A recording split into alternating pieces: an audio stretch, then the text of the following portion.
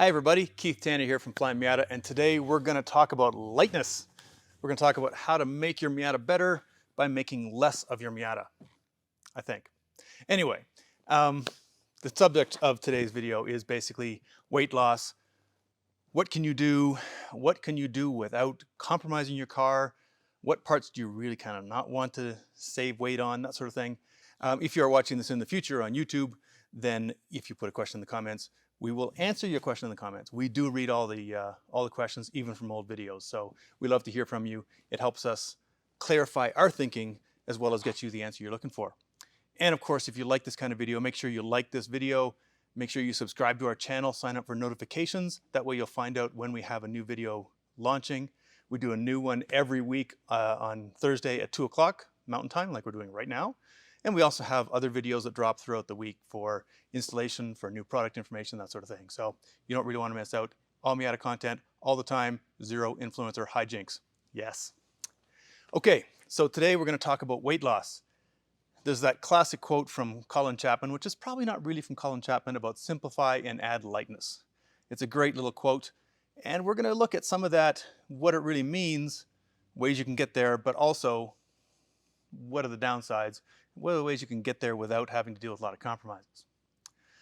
So the benefit of lightweight is that basically your car is always trying to change. You remember Newton's laws of motions, an object that is in motion tries to remain in motion. That's the one we're mostly interested in. Weight is a big, or mass is a big part of that. The heavier our car is, the harder it is to change direction, the harder it is to accelerate, the harder it is to stop, the less it wants to change what it's doing. So by removing weight, we can increase our power to weight ratio, we can increase our acceleration, but at the same time we can also improve our braking, we can improve our cornering. There's basically, it's a virtuous cycle. The more we take out of the car, the less we need enormous brakes, the less we need enormous horsepower, the less, we have less horsepower, we don't need as much in the way of a transmission, of a differential, that sort of thing. So it all goes back, and Mazda understands this. Right from the beginning on the Miata, they always employed what they called the gram light strategy, which was to make the car as light as possible. If you've ever spent any time in a 1990 Miata, you might have noticed that there are some parts in it that feel a little, I don't want to say underbuilt, but let's say lightweight compared to a modern car, which is full of sound deadening, which is full of heavy materials. The dashboard on an NA6 feels like it's almost made of cardboard. The door panels are pretty much literally made of cardboard. This is all stuff that was done to keep the car as light as possible. And Mazda has continued to do that over the years so that a new ND, the soft top, doesn't weigh a whole lot more than that original 1990 Miata did. Even though it's got a bunch of airbags, it's got 17-inch wheels, it's got enormous brakes, relatively speaking. It's got a bunch more horsepower, it's got a screen in the dashboard, and all the good stuff that's been added to it, Mazda has managed to keep it from getting bloated despite all that. The weight difference between a Miata and say an S2000 or a Toyota GR86 is significant when you actually look at the numbers. The Miata is one of the lightest cars for sale today, which is great, but that doesn't mean we can't make it better. So I'm going to split this into sort of two categories. There's stuff you don't need, or maybe you've decided you don't need, and there's stuff that you do need and you might want to make lighter. The stuff you don't need, things you can remove, basically, that will almost definitely come with compromises. So you have to be aware of what that means. I did a video a while back on how not to ruin your street Miata, and a lot of what I'm going to talk about this is going to overlap into that area as well. Let's have a look at this car here. The Targa Miata, built as a competition car. Originally it was built for a class that had a minimum weight that was, I think, 10% less than the original curb weight of the car. But it also had to have all of its safety gear. That was with tools in the back. That was with a full-size spare. Everything it needed to basically protect its occupants, skid pads on the bottom. And I managed to build it to the point where it met that weight target. But that involved some sacrifices. If you can make it around here, Travis. This is what most people think of when they think of saving weight in a car. If you look at the interior of this thing, you'll see there's no carpet, there's no rear carpet, there's no soft top. The seats have been replaced with racing seats, fiberglass ones in this case. The dashboard looks a little thinner than usual because there is no ventilation in there. There's no blower, there's no air conditioning, there's no heater, there's no radio, there's no switches. There's very little of anything in this car. I mean, even this dashboard alone, this is just a skin. There's nothing underneath this. That saved 6 or 7 pounds over a stock NA6 dash, which is considerably lighter than any other dash in a Miata. And these parts were all chosen to do that. These panels are made of aluminum, that sort of thing. So this is the obvious, this is the way that people usually think of saving weight on a car, is just stripping stuff out of it. Unfortunately, Mazda didn't do us any favors there because of their Graham Light strategy, most of the stuff we took out wasn't that heavy to start with. Pulling the carpet out of a Miata, you're not dealing with inches and inches of sound deadening. You're dealing with very thin, very light carpet sitting over basically nothing. So pulling the carpet out doesn't do that much. The seats were pretty light to start with. I mean, saved a little bit of weight with the seats. These were mostly chosen because of their compatibility with harnesses and that sort of thing. Saved a little bit of weight with the seats, but not an enormous amount. Pulling out the air conditioning, the HVAC, the audio system, that obviously had some fairly significant effects in terms of what in terms of what it was like to live with the car. And you can see we had to add a bunch of heat shielding back into the car because of the amount of heat that came through the tunnel now that we don't have a carpet in there to sort of protect us. The fact that this particular car is putting a lot of horsepower heat down there is another factor. I actually built my street car like this for a while. I was going to build a Lotus 7 replica, which is basically about the most minimal car you can get. And I built a Miata powered one that weighed 1,200 pounds. And there was nothing basically but 4 wheels, a drivetrain, and 2 lightweight seats. And so I took my street Miata and I did much of the same to it that I've done to this car. I took out the soft top, I took out the carpet. I might have left the carpet in. Took out the HVAC, took off the windshield wipers. I was young, I didn't know any better. And drove it around for a while to see how I would like living with a car that had no weather protection, that had no heater and that sort of thing. And I've got to say it wasn't a super experience. It was an interesting experience, but I did put all that stuff back again for a reason. I'm going to show you another couple of things just because I have this car here to show it off. Another couple of things you can do that have been done and which may or may not have the side effects you're looking for. This car runs a hardtop most of the time. And I took the glass out of the hardtop and replaced it with polycarbonate, Lexan, basically. Saved about 6 pounds. As you can see, it no longer sits upright like they used to. It now falls forward. The downside is this will, if I park it outside, this will degrade with UV exposure. It's easy to scratch. You have to be careful how you clean it. It doesn't really looks a little race car. You can see I tried to seal it years ago with silicone and apparently I did a mess of a job. Race car, okay. Street car, not so much. So, I mean, this is a sort of compromise you might have to deal with. Is this something you're willing to deal with to save 6 pounds on the hardtop? Even more extreme is the trunk lid. I was undergoing serious weight loss things on this car. This is just the skin. There's nothing to it. Took off all the bracing on the bottom of the trunk lid, took off the latch, took off the hinges. Hinges were surprisingly heavy, and attached it with pins.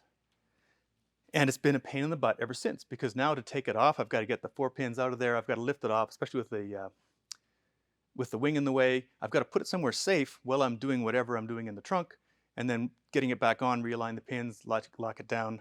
Don't forget to do the pins. So I've got to do that every time I want to adjust the shocks. I have some regrets about this particular weight savings. I also did things on this car such as remove all of the structure underneath the bumper. I'm going to show the back here, Travis. This is a skin. There's nothing underneath this. Obviously, race car choice, great. If I get rear-ended, not so great. So when you are looking at the removal of stuff you might want to use, you definitely want to take into account what effect it's going to have on your day-to-day usability of the car. You know, it's fun to drive around in a car with no carpet, although the heat, sometimes the exhaust leaking through all the holes in there, not so much fun. The gravel rolling around in the footwells making a whole bunch of noise, not so much fun. So do this with your eyes open so you know what's going on. These compromises are ones you need to take into account when you're looking at that. Do we have any questions going on over there, Mike? Yeah, they're more specific to what's up here though. So. More specific about, well, let's talk about this stuff then, shall we? Okay. So there's the stuff you do need in the car. There's some stuff you just can't do without. You need brakes, you need shocks, you need a battery, you need tires, wheels. So this is a place where you can save weight without necessarily compromising the car. And I've got a few examples here. These are, of course, from the Flyin Miata catalog because, I mean, come on, it's what we do for a living. But it shows some of the surprising places you can save weight. And this one's an obvious one. These little lightweight batteries from Antigravity. this one feels plausible. This one, it kind of feels like they forgot to put the battery inside the box. This thing is ridiculously light. And this on an ND, which we have right here, will save 22 pounds over a stock battery. Tiny little thing. It's got a bunch of other attributes as well. It's got a system that keeps it from discharging completely. It'll actually disconnect the load if that's the case, and you just press a button to bring it back again, which is great for a car that sits for a while. And takes up very little space, which is great if you're trying to plumb other stuff around it. But 22 pounds up in the front of the nose, up relatively high, that's a great place to save weight. They're not cheap. This is the downside to replacing things that you need otherwise, is that it's usually not the least expensive option, but they also have much longer lifespan than regular batteries, so you've got that going as well. So this is a fun place to save batteries. Some people might try a lawnmower battery. This, being a lithium, is got a lot more punch than a lawn tractor. So I would prefer you go this way, because being stuck with a dead battery somewhere doesn't make you a happy camper. Even this thing runs an oversized battery just to turn the big engine. Another place where you can save weight, and I don't have one of these here to show you, is on your braking system. That's a place where you can definitely pay attention to what's going on. If we look at this car over here, this has got one of our big brake kits on it. It runs a two-piece rotor. I think it's a bit over 11, the standard brakes on these are 11 inches in diameter. This is a little bit larger. I think it's 11 3/4-ish. I forget the specific number. But it's a two-piece rotor with an aluminum hat in it, which decreases the overall weight. The caliper is considerably lighter as well. And our little big brake kit for this particular chassis, we offer them for all the Miatas. On this particular chassis, it will save up to 18 pounds of unsprung weight off the car, which just by changing out the calipers to a lighter weight Willwood model. So that's a place where those were designed, they were inspired by an autocrosser. Bill Shanker's CSP car, he had an extremely lightweight brake system on the front.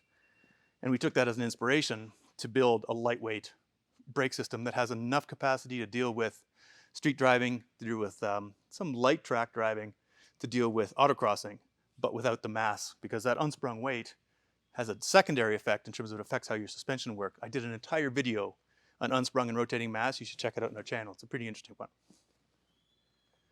So on that same direction, wheels. Excellent place to save weight because they are not only part of the car, but they are rotating and they are unsprung. These are basically flywheels. So the more weight you can take off the wheels, the better.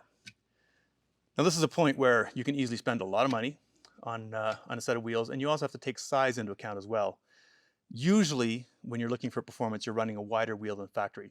This is a 15 by 8, I think. Maybe that's a 9. I think it's an 8. It should say in here somewhere. Let's call it an 8. I think it's an 8, but you would, what's that? It's on the lip. On the backside. Okay. I'm old. I can't see this stuff anymore. Yes, it's an 8. Look at that. All that to see it was an 8. So there's other reasons why you might want to run an 8-inch wheel. It's wider than, say, the what was it, a 5.5-inch wheel that came on the 1.6 Miata originally. Obviously, there's considerably more metal there, but you can also support a much wider tire. So get the wheel size you need, but when you are looking at wheels, make sure that you choose a lighter one over a heavier one if you have the option. You want to make sure it's a strong wheel. You don't want one, if you find one that is exceptionally light at the same price point as others, sometimes it's because the margins have been shaved a little too far. Keep that into account. But generally speaking, the more money you spend, the lighter they get. Or you find a nice middle ground, such as these Kogekis from Flyin Miata, which are flow formed and nice and strong. They're built about 10% stronger than your typical aftermarket wheel because we want to make sure they stay together, but they're also nice and light. So if you are looking at wheels and the wheel manufacturer doesn't publish a weight, assume the worst. Again, I talked about this in the rotating and unsprung mass video. It's possible to find wheels in the size that are 20 plus pounds. One like this is, I believe, more like 12-ish, 12 to 13. I'm sure someone over there will fact check me in just a moment. Check the Flyin Miata website. It has all the numbers for all the different sizes, but you can save a considerable amount of weight by choosing a good wheel as opposed to something that catches your eye because it's, you know, a giant blocky design, not necessarily a light one. Another place a lot of people don't think about to save weight is actually on the shocks. Mike, before I move to shocks, tires. Tire weight is a thing as well. So, can I interject Mike would like to interject. Excuse us just a moment, folks. Talking about same tire, but different widths or possibly diameters as far as weight savings versus grip or other attributes. Okay, so the question is basically the trade-off of tire size versus weight. I think is probably tire size, therefore grip, and performance versus weight. Tires do scale up and down. You know, the bigger tires do weigh more. Not as much more as you'd think. The difference is, the Tire Rack is a great resource for this, and most tire manufacturers do it as well. They publish the weights of all of the various tire sizes. And it's really interesting to compare that. And you'll discover that the extra weight is not as big as you might think. I personally would not give up tire size for tire weight if I was looking for maximum performance. If I was looking for a very lively street car, honestly, they're often more fun with less weight anyway, or less grip anyway. So I would maybe go to a narrower tire for that, not only for weight, but also just because it makes it more playful on the street.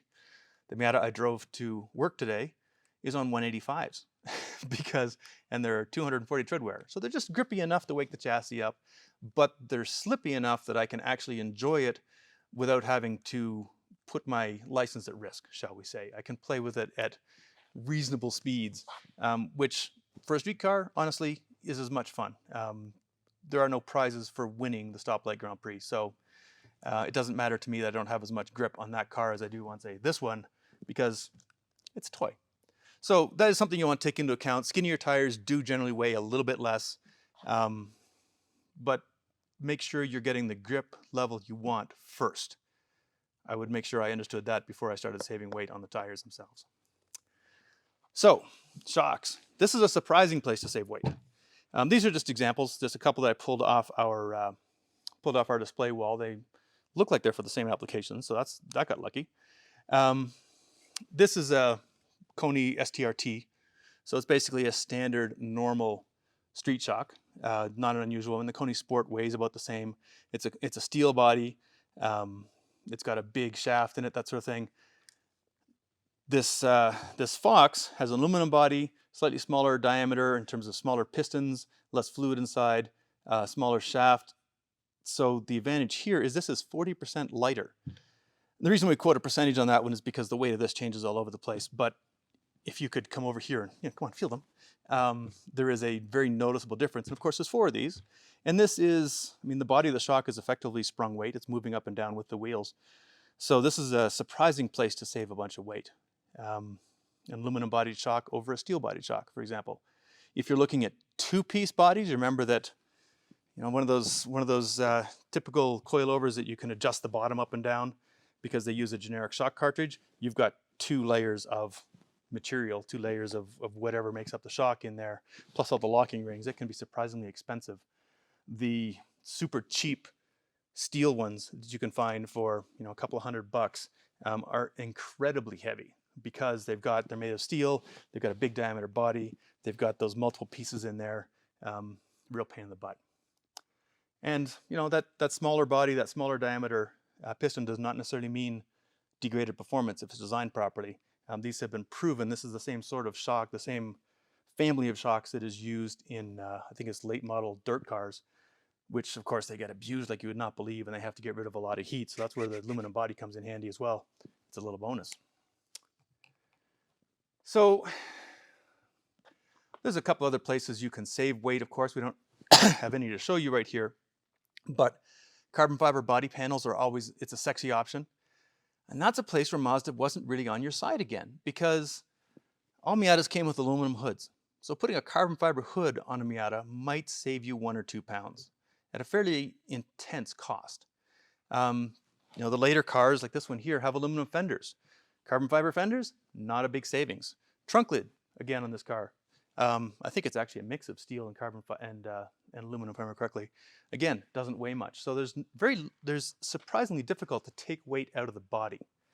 You can spend a lot of money doing it. You can buy some very sexy looking parts doing it, but you don't really kid yourself that you're going to be saving a lot of weight going that way.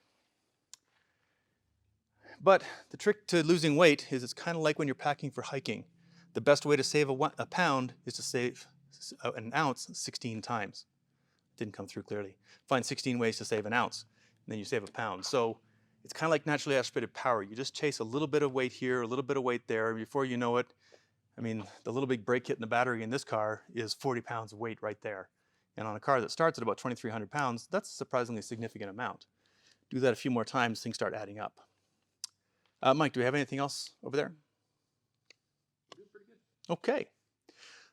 So now there's a third category of stuff I didn't mention, which is stuff you might need. Do you want it? Do you want to trade it off? And this gets into the same sort of thing as that tire discussion. Things like aerodynamics or bracing.